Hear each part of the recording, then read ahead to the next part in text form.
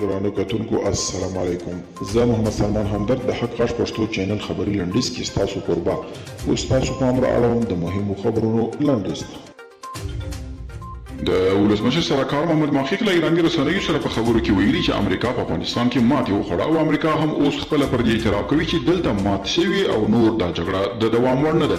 محقق ویلي د سولې مذاکراتو کې هیڅ پرمختګ نشته او طالبان غواړي د زور له لارې واک ته ورسیږي. عرب نیوز وایي له افغانستان د امریکایي ځواکونو ایستل د امریکا د چارواکو تر ټولو ستره تېروتنه وه. دغه نشر ادعا کوي چې د نړیوالې ترهګرۍ ډلې په افغانستان کې له رامنځته شوي له فرصت په استفادې په چټکۍ د پیاوړتیا په حال کې دي او په ټولنیزو رسنیو کې د خپلو افرادو د انسجام لپاره هڅې کوي. آلمان له افغانستان سره د بشر دوستانه مرستو د دوام ډاډ ورکړی دی. په کابل کې د آلمان د سفارش سفیر د بهرنیو چارو وزیر حنیف اتمر سره کتلي دي. په دې کتنه کې پر دوه اړخیزو اړیکې نورو اړوندو مسایلو خبرې شوي دي.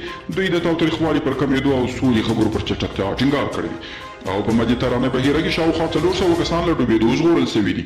د راپور له مخې په مدیترانه بحیره کې د دریو خیریه بنسټونو تېره شپه هغه 400 کسان له ډوبېدو ژغورلي چې له یوې زړې بېړۍ په استفادې یې غوښتله اروپایي هېوادونو ته په قاچاقي توګه ولاړ شي.